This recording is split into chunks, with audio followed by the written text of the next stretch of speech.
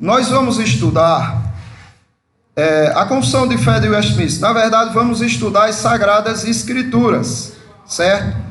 Mas dentro do que sistematicamente a Confissão de Fé de Westminster traz para nós, não é? Essa Confissão de Fé, que na verdade é uma declaração daquilo que nós cremos das Escrituras.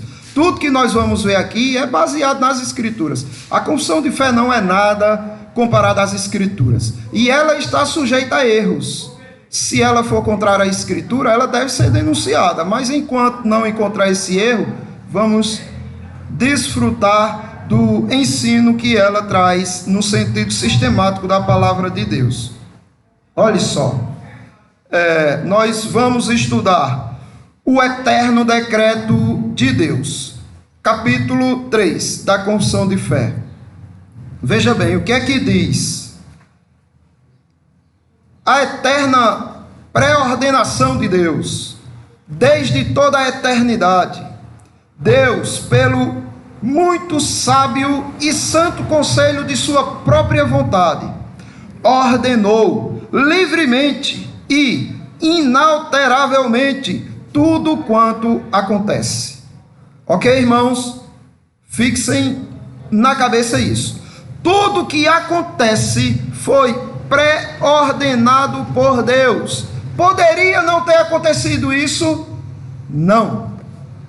Se aconteceu é porque não poderia ser de outro jeito, certo? Ai, que coisa terrível aconteceu, isso não era para ter acontecido. Se aconteceu, era para ter acontecido. Então o que a Confissão está dizendo aqui é justamente isso.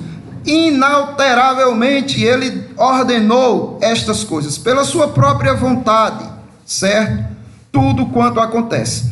Porém, de modo que nem Deus é o autor do pecado, né? Porque o povo pode dizer, então o pecado foi pré-ordenado por Deus. Foi de tal forma que ele não se torna o autor do pecado. Isso pesa sobre os demônios e sobre os homens. Nem violentada é a vontade da criatura, nem é tirada a liberdade ou a contingência das coisas secundárias antes estabelecida. O que é que ele está dizendo aqui, meus irmãos? O que ele está dizendo aqui é o seguinte, olha, quando o homem faz o mal, ele faz porque ele escolheu fazer esse mal. O decreto de Deus estabeleceu. Oi. A gente pode fazer a analogia, a correção, como é que fala? A analogia mesmo. Sim. A gente sabe que o pecado entrou no mundo através justamente do livre-arbítrio. Foi. Então está aí porque que Deus não se torna culpado. É. Porque o homem tinha o livre-arbítrio. E até na situação celestial, primeiro começou lá, vamos colocar assim, né? Com a desobediência de Satanás e companhia. E aí sim veio o homem a pecar também, por tentação justamente de Satanás. Isso mesmo. Dentro dessa linha, que Deus não é culpado, porque o homem tinha. Justamente. Agora, hoje, por nos assemelhar a Adão, tornamos todos nós culpados. É verdade. Nossos pecados. Justamente. Dessa linha, né, é isso daí. É o seguinte, como o Jobson bem colocou aí, a questão é essa. Olha, Deus poderia ter criado o homem sem escolha. Ele poderia não ter botado uma árvore ali do conhecimento do bem e do mal. Ou pelo menos colocado um anjo com espada lá e dizer, não chegue nem perto, viu, Adão? Você não tem essa escolha não, esse direito de escolher não. Ele podia ter feito isso e até hoje estaríamos lá. Mas aprove a ele dar o livre-arbítrio ao homem, dar essa livre agência ao homem. E isso daí faz de Deus pecador ou criador do pecado? Não, porque a escolha não é pecado. O direito à escolha, na verdade, ela não é pecado. Vamos usar o nome do livre-arbítrio, né, como muitos usam, erroneamente. O livre-arbítrio não é pecado em si. Mas o que você faz com ele torna-se pecado, certo? Se Adão usasse o direito de escolha dele, a condição de escolha dele, para obedecer sempre, não seria pecado o livre-arbítrio, certo? Mas porque ele usou para o mal, aí tornou pecado. E aí o homem se torna culpado por tudo. Aí quando o homem faz o mal, ele faz por quê? Porque Deus decretou? Está no decreto de Deus, irmãos. Mas está no decreto de Deus que Deus deixaria ele fazer. Deus não impediria que a vontade dele fosse satisfeita, a vontade do criminoso fosse satisfeita. E o criminoso vai responder pelo pecado de ter escolhido fazer aquele mal, ok? Então vamos adiantando aqui, ver alguns textos. Primeiro, vamos ver essa questão aqui, certo? Da seção 1 aqui. A eterna pré-ordenação de Deus, desde toda a eternidade. Deus, pelo muito sábio e santo conselho da sua própria vontade, ordenou, livre e inalteravelmente, tudo o que acontece. Isso é belo, isso é lindo, isso é glorioso. O nosso Deus não está sem controle das coisas. Na verdade, Ele governa e controla todos os mínimos detalhes. Tudo o que acontece é governado por Deus. Veja bem alguns textos. Efésios 1:11.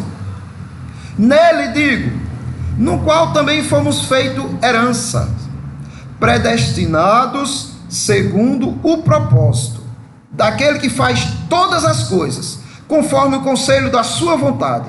Aqui nós costumamos fixar na questão da predestinação, que é o propósito aqui, né? Levar você a entender que Deus te predestinou conforme o propósito dele. Mas se você olhar, o texto é muito rico, e a continuação vai dizendo o seguinte: segundo o propósito, você foi predestinado, né? Feito herança, predestinado, segundo o propósito daquele que faz todas as coisas. Então não foi só a tua predestinação que ele fez. Ele fez todas as coisas, sim, baseado em quem? Conforme o conselho da sua vontade. Então foi ele próprio, foi o conselho da Santíssima Trindade que resolveu, será assim e assim será. Ele que executou, que planejou e executou o seu plano. Faz todas as coisas conforme o conselho de sua vontade. Não é só sua predestinação, é todas as coisas ele faz conforme este conselho. E graças a Deus, porque é assim, meus irmãos. Porque pensar como os arminianos, que o homem pode reverter aquilo que Deus ordenou, é loucura.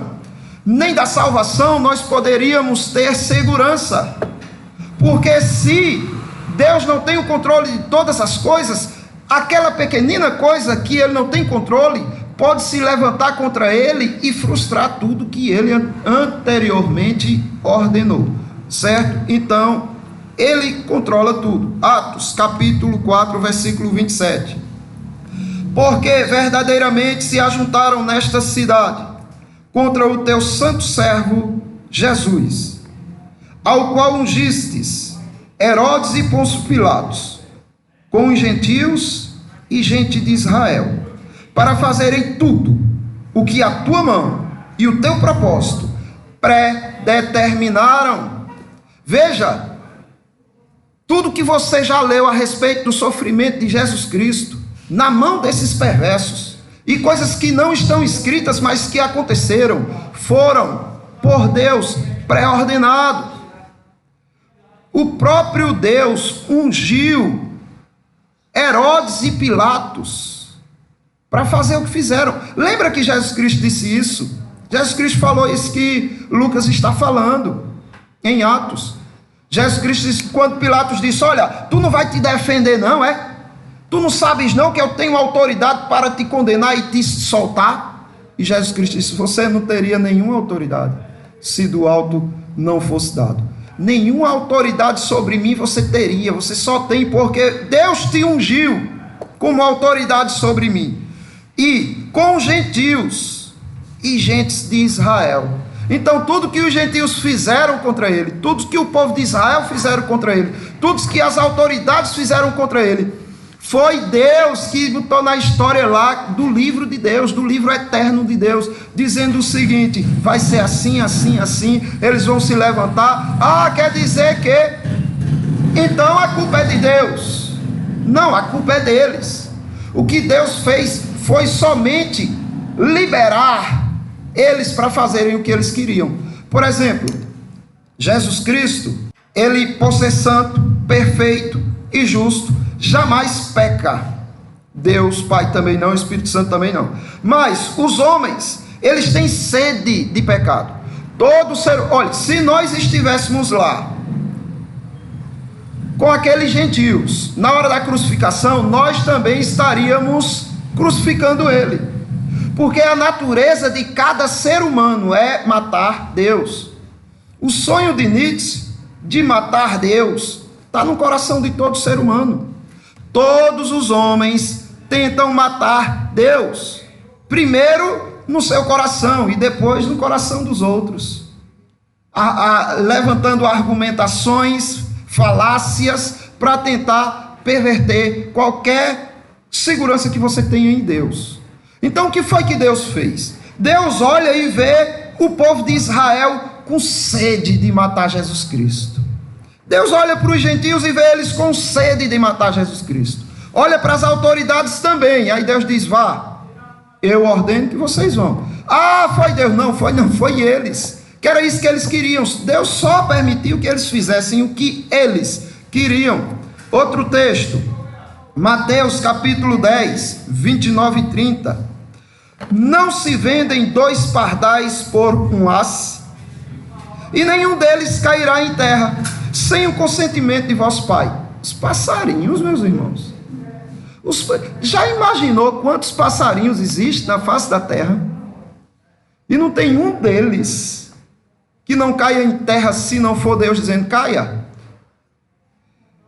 E quanto a vós outros, até os cabelos todos da vossa cabeça estão contados. Já imaginou isso? Quantos fios de cabelo existem na sua cabeça? Quantos fios de cabelo na cabeça de cada um que aqui está, juntando todo mundo? Quantos fios de cabelo na cabeça de toda a raça humana? Deus sabe e conhece cada fio. Então observe o quão grandioso é o soberano Deus. Efésios capítulo 2, versículo 10 diz: pois somos feitura dele, criados em Cristo Jesus para as boas obras, as quais Deus de antemão preparou para que andássemos nela. Ah, eu faço mais coisas do que o irmão. Ah, o irmão ali pecou. Ah, o irmão... Olha, tudo que você fez, tudo que você faz, Deus pré-ordenou que assim acontecesse.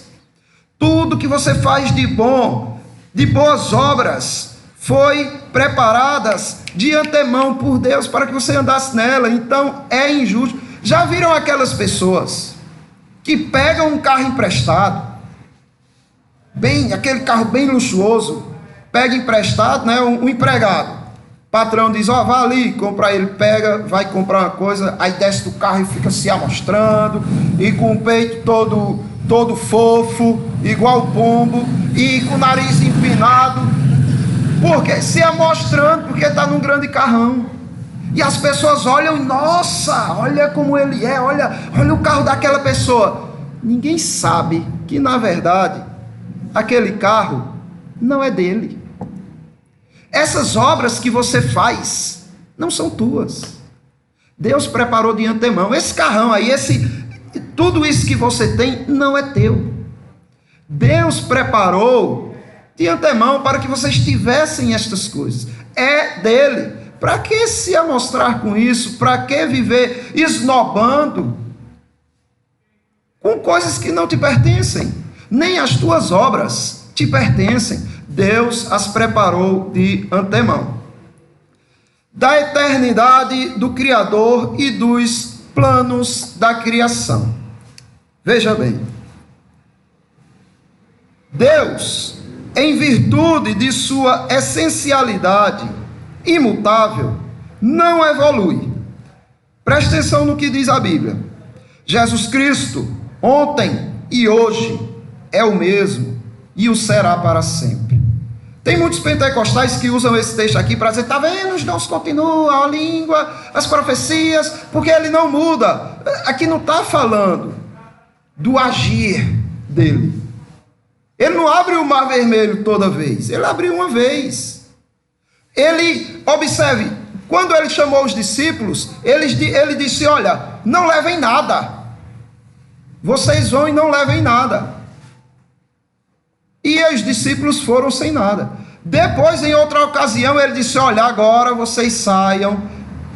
Quem tinha uma capa, compre duas. Comprem espada, sandálias e sigam. A forma dele trabalhar é diversa, mas o ser dele não muda, os seus propósitos não mudam. Jesus Cristo, ontem e hoje, é o mesmo e o sempre será. Ele é imutável, certo? Na sua essencialidade e virtude. Ele não evolui como nós evoluímos, no sentido de nos tornarmos melhor, né?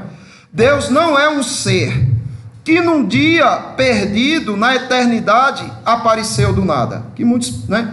E quem criou Deus? Muitos ateus, né?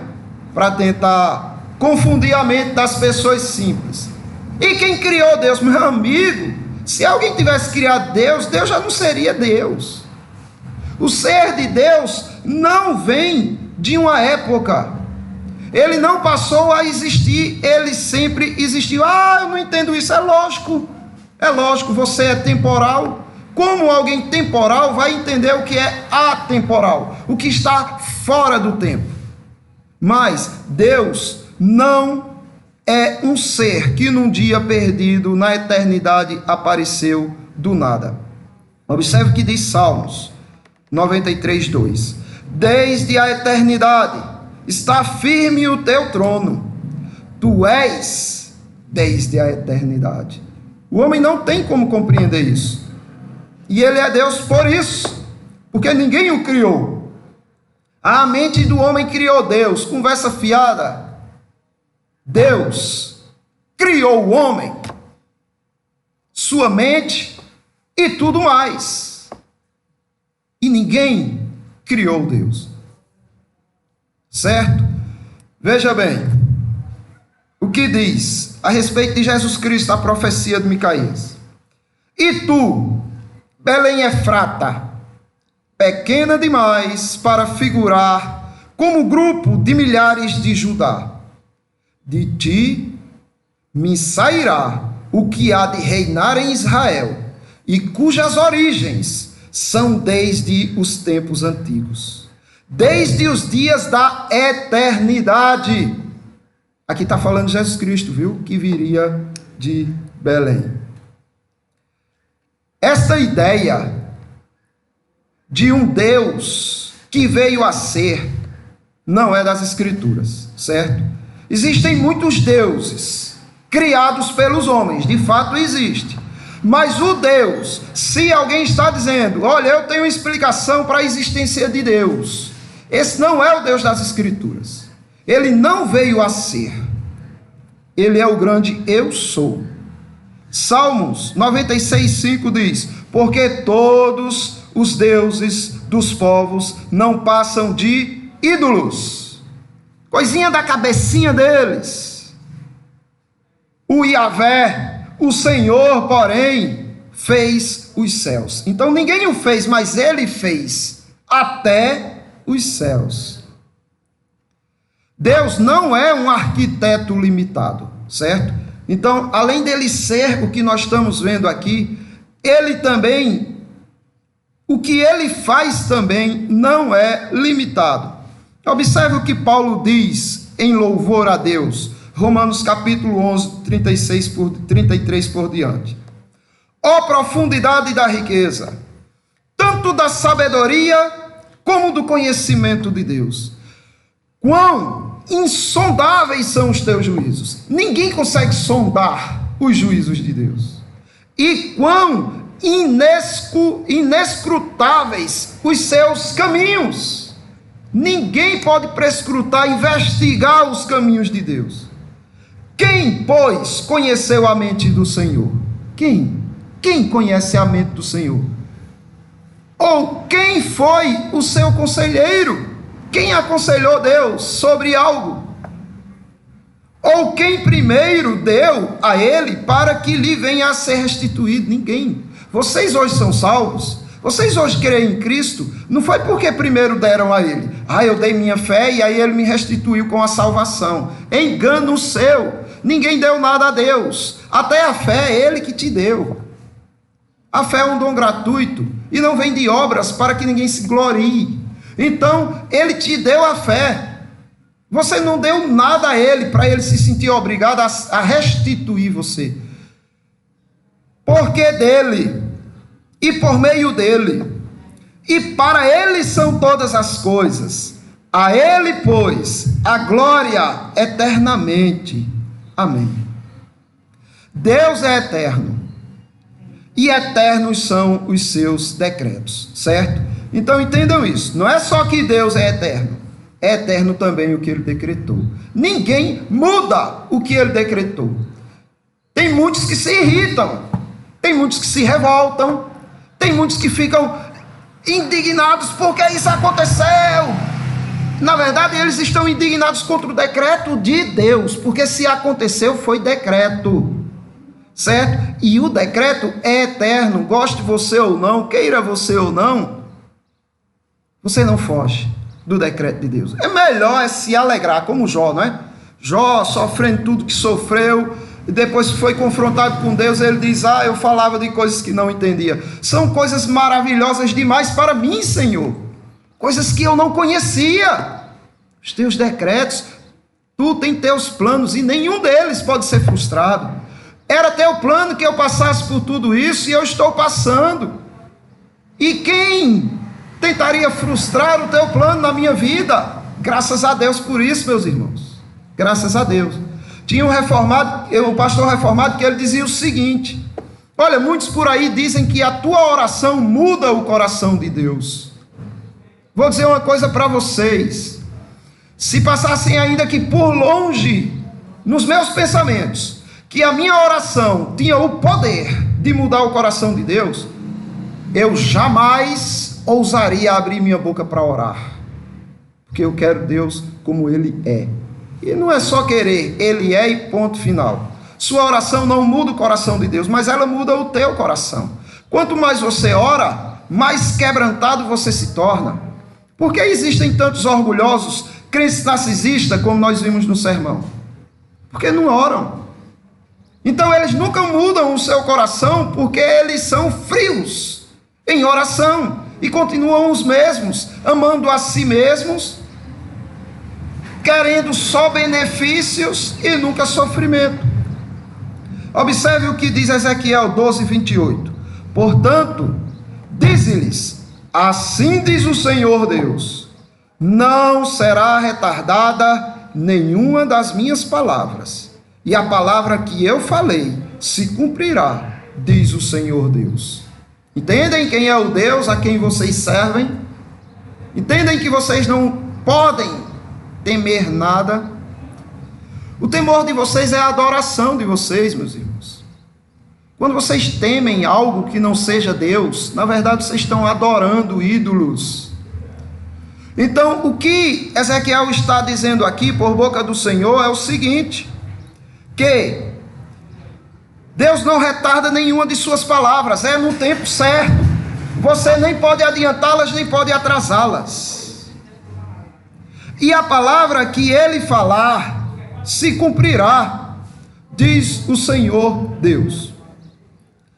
Mateus 24, 35. Passará o céu e a terra, porém as minhas palavras não passarão. Isso foi Jesus Cristo que disse. Então Deus é eterno, e eterno também são os seus decretos.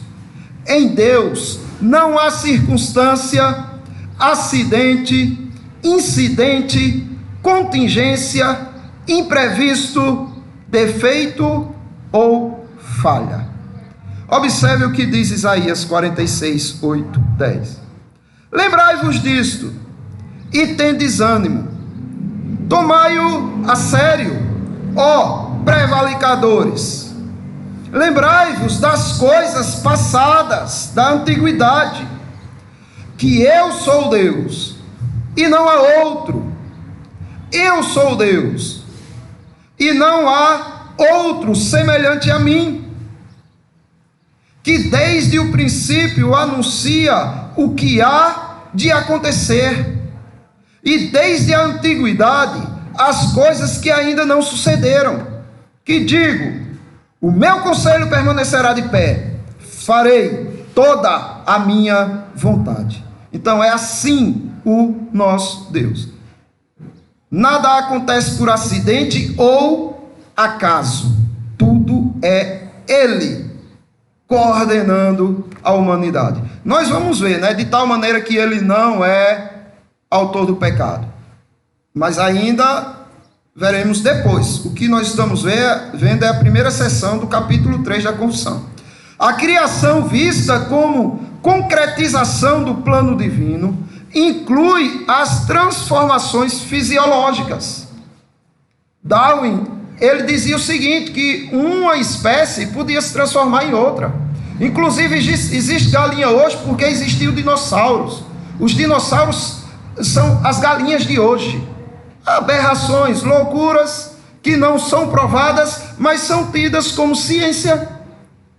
Uma ciência que não foi testada, que não foi provada. Que mentira é essa? Aí as pessoas, alguns cientistas cristãos queriam incluir no currículo científico, não é, nos estudos científicos, o design inteligente, que diz que as coisas, uma ciência que diz que as coisas vieram a existir do jeito que são por causa de uma mente inteligente. Um ser inteligente criou todas essas coisas. A maior revolução na mídia comunista, entre os cientistas comunistas, é um absurdo, sem provas nenhuma. Quais são as provas que vocês têm para mostrar a teoria da evolução? Quais? Nenhuma. Até hoje procuram um tal de elo perdido, que é o elo que faz a transição entre o homem e o macaco. Não encontraram até hoje, mas querem vender esse conceito como que se fosse científico. Não é. O design inteligente já tem até como você ver evidências dele. Por exemplo, por que existe o carro? Existiria o carro sem existir uma mente inteligente por trás? Não. Se o carro jamais existiria, ou qualquer coisa criada assim, de forma de design, jamais existiria sem uma mente inteligente, por que não crer que uma mente inteligente criou tudo o que existe? O que de útil existe no mundo que não tenha sido criado pelo homem? Televisão, carro, tudo que é utilizável foi criado pelo homem. Agora, por que não pensar que as coisas úteis do universo também não foram criadas por Deus? Elas foram ordenadas com uma fineza tão extraordinária que é até loucura. Você precisa ter mais fé para acreditar que as coisas vieram do nada do que para acreditar que um ser inteligente criou. É simples assim. Então, as coisas evoluem, sim, evoluem, mas não de uma espécie para outra, mas de uma espécie para a mesma espécie. Por exemplo, um cão. Todos os cães que existem hoje, todas as raças de cães, espécies de cães, que existem hoje, existia na época de Adão? Não. O Doberman foi uma junção genética que fizeram para que ele fosse aquele animal.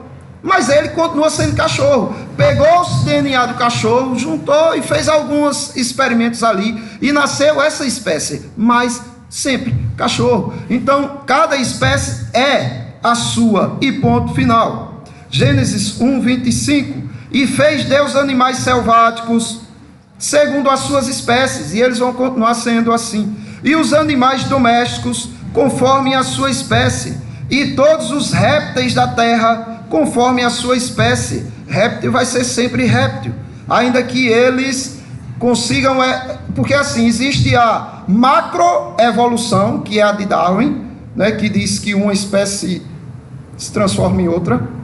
Existe a microevolução. Nós cremos na microevolução, que é que uma espécie evolui para melhor, mas não para outra, certo? A essência do original conserva-se de geração em geração. É assim. Em Jeremias 13, 23, o Senhor questiona, perguntando o seguinte: Pode acaso o etíope mudar a sua pele, ou o leopardo as suas manchas? Então podereis fazer o bem, estando acostumados a fazer o mal. Aqui o Senhor está atacando o dito livre-arbítrio das pessoas, mas Ele está atacando usando o símbolo de pessoas, dizendo o seguinte: olha, o DNA do negro vai ser sempre negro, o DNA do leopardo vai ser sempre do leopardo, as manchas vão estar ali no DNA, certo? Ninguém pode mudar. Do mesmo jeito que vocês, acostumados a fazer o mal, jamais vão conseguir fazer o bem, a não ser que uma ação soberana atue em vocês. As matrizes do gênero perpetuam-se nas espécies, por mais variadas que sejam. Foi o que eu falei agora, não é? Que variedade, Senhor, nas tuas obras! Todas com sabedoria as fizestes. Cheia está a terra das tuas riquezas. Eis o mar vasto, imenso, no qual se movem seres sem conta, animais pequenos e grandes. Que variedade o Senhor Deus tem feito. Nada na ordem criada acontece a revelia do Criador. Tudo se previu e determinou-se. O nosso Criador não é igual àquele juiz que não sabe o que está acontecendo no cárcere. Eu prendi, está tudo tranquilo. Às vezes não. Existia uma revelia ali no presídio e eles conseguiram um telefone.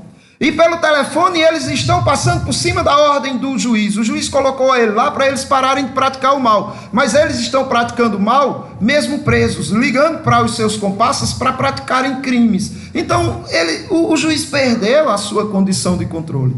Com Deus, com o nosso Criador, não é assim. Na ordem criada, nada na ordem criada acontece a revelia do Criador. Tudo se previu e se determinou. Porque a sabedoria deste mundo é loucura diante de Deus. Porquanto está escrito, ele apanha os sábios na sua própria astúcia, na própria astúcia deles. E outra vez, o Senhor conhece os pensamentos dos sábios, que são pensamentos vãos. Antes mesmo do sujeito planejar fazer o mal, Deus já sabia que ele ia pensar naquele mal. Foi assim com Paulo. Quando Paulo foi arrebatado até o terceiro céu e ouviu coisas extraordinárias lá, divinas, que ele desceu todo empolgado para falar, o Senhor disse: cala a boca, não diga nada, você não vai falar nada do que você ouviu aqui. E aí ele se tranca. Mas ele ficou tão vislumbrado que o Senhor viu que ele se tornaria arrogante por ter ouvido o que ouviu lá. E o Senhor faz o quê? Coloca nele um espinho na carne, e ele nunca se livra desse espinho na carne. Com que propósito? Para que ele não se tornasse soberbo, arrogante. Então veja que coisa interessante. Ele nem tinha pensado ainda em praticar o mal, o Senhor já providenciou um meio para que ele não caísse neste mal. Então o Senhor conhece os pensamentos dos homens. A morte física faz parte da criação, inclusive a do homem, porque por elas as gerações sucedem-se. Salmos 104, 27 por diante. Todos esperam de ti que lhe deis de comer a seu tempo, inclusive vocês esperam do Senhor o alimento. Até o ateu, eu não precisa, é Deus que alimenta ele. Ele só é um ingrato, certo? Mas que ele é alimentado por Deus. Se lhes dás, eles o recolhem. Se abres a mão, eles se fartam de bens. Se ocultas o rosto, eles se perturbam. Se lhes cortas a respiração, morrem e voltam ao seu pó. Envias o teu espírito e eles são recriados, e assim renovas a face da terra. Então, morreu. Quantos seres humanos hoje? Deus está renovando, fazendo com que outros também nasçam. E assim com animais, plantas e tudo mais. A vida animal cessa com a morte, mas a humana continua na eternidade, certo? Não existe essa. Tanto o ímpio quanto o crente vai viver eternamente. Um na morte eterna, que é o sofrimento eterno, e outro na vida eterna. Tudo fez Deus formoso no seu devido tempo. Também pôs a eternidade no coração do homem, sem que este possa descobrir as obras que Deus fez desde o princípio até ao fim. O homem é louco para ser eterno. Ele tem o maior medo da velhice, dos últimos dias de sua vida.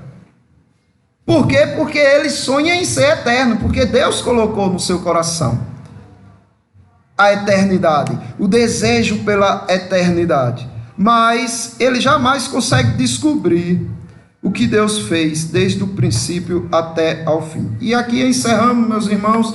Alguém tem alguma pergunta, algo a acrescentar, algo a questionar, para a gente ver se realmente é assim ou não? Senhora. Eu só queria saber assim, sobre a oração, como você disse. Porque se a gente não atender direito para a explicação que você faz, a pessoa perde a vontade de orar. E ali, aquela oração de Ana, quando ele diz das embriagadas, pega esse bebida fora, porque ela orava só não falava. Aí depois ele diz, Deus ouviu a tua oração. E ali, se ela não orasse, ele ia dar aquele filho? Foi muito bom a senhora fazer essa pergunta. Eu não sei se está dando para ouvir aqui, mas eu vou fazer, né? Porque é o seguinte: e aquelas pessoas que oram e Deus atende? Como dizer que aquilo não foi uma resposta à oração?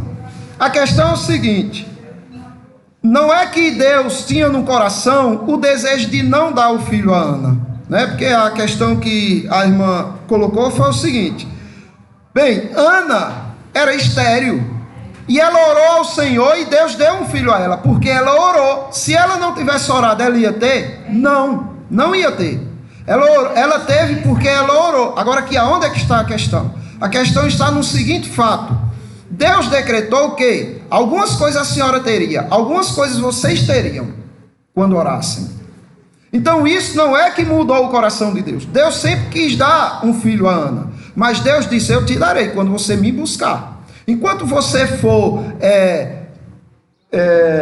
indiferente a mim, enquanto você acha que depende só de você, dos seus esforços, você não terá. Agora eu decretei, e assim será, que no dia que você me buscar, eu te darei. Então observe que ela recebeu porque está no decreto de Deus, e não porque a oração dela tem poder, mas porque Deus disse: eu vou te dar quando você fizer assim. Então Deus mudou o coração? Não. É como, por exemplo, qual foi o rei? Sim, Ezequias, não é? O rei Ezequias, Deus disse: arruma que tu vai morrer. Ele orou ao Senhor e o Senhor deu, foi 15 anos de vida a ele. Sim, mas espera aí, Deus disse que ele ia morrer? Sim, meus irmãos. Porque assim, é outra coisa que a gente vai ver ainda, certo? A respeito dos decretos com a providência. Deus decretou que você teria algumas coisas se você agisse de tal forma. Então Deus queria dar mais anos de vida a Ezequias, só que quando ele se humilhasse, porque é o seguinte: Deus disse: eu vou te matar, porque ele estava orgulhoso, mostrando tudo a todos, e aquela arrogância toda, e o que Deus disse: vou te matar. Quando ele se humilhou, aí Deus disse: tá bom, vou dar mais. Por quê? Porque Deus, ele age para nos acuar e para nos salvar de nossa própria arrogância. Por isso que ele decretou que nós teríamos algumas coisas X se nós perseverássemos em oração. Eu não orou, então estava no decreto de Deus que você não oraria e também não receberia, certo? Mas ele age de tal forma que o seu povo é movido a orar. E ele decretou que quando isso acontecesse, lembra que ele diz assim: olha, se o meu povo, que se chama pelo meu nome, se humilhar e orar. É decreto dele. Então observe, por que receberam? Porque oraram. Só isso não, porque estava no decreto de Deus que se eles orassem, receberiam. Aí motiva a gente a orar. Oi, Sam. Júnior, interessante. Sim, Jobs ia falar, era alguma coisa? Deixa Jobs sair, depois eu passo para tu. Vai. Eu estava pensando aqui comigo. Existe, no caso, a maneira ordinária de Deus e a maneira extraordinária de Deus trabalhar na vida de todos. A ordinária de Deus já disse, vai vigiar e orar. Entendeu o que a gente está falando? Então a gente tem que orar. Isso é a maneira ordinária de Deus. E a extraordinária é o milagre ao qual ele me dá, por exemplo. Então foi um milagre devido ao contexto da construção da Bíblia, Deus dizer, o milagre vai fazer só ele. Agora, é preciso que vocês obedeçam, no caso, a palavra de Deus.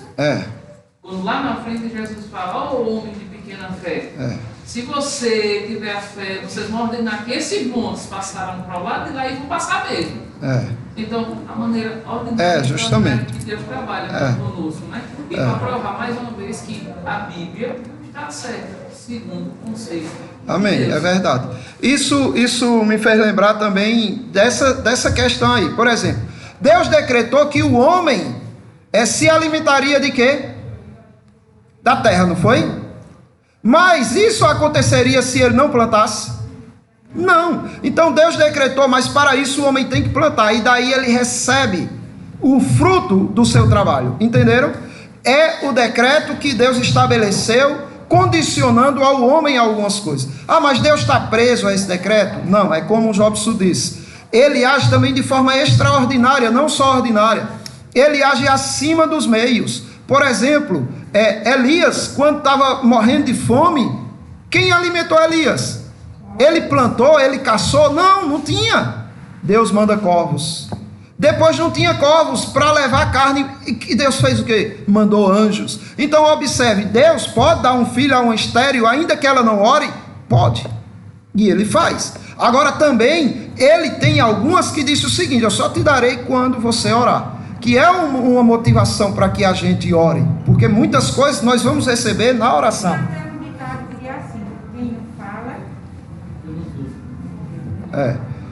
Então, tem uma fala também que diz o seguinte, que a oração não muda o coração de Deus, a oração muda as coisas, mas o coração de Deus não. Quando a gente ora, a gente está dizendo em atitude, olha, nós dependemos de quem?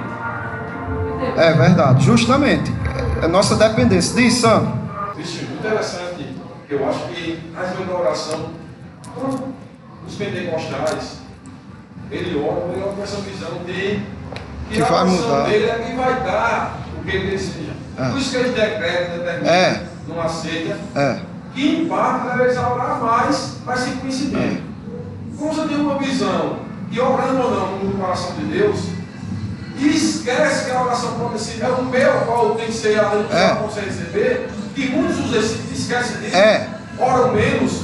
Não vou orar, porque se Deus quiser ele faz, ele fazer. Mas às vezes é como você disse, a gente não está recebendo, não aconteceu ainda, porque não sou o meu da oração. Né? Deus disse, olha, no dia que você orar, eu te darei. E o cara não ora, não recebe, né? Então, meus irmãos, tem mais alguma questão a acrescentar ou questionar?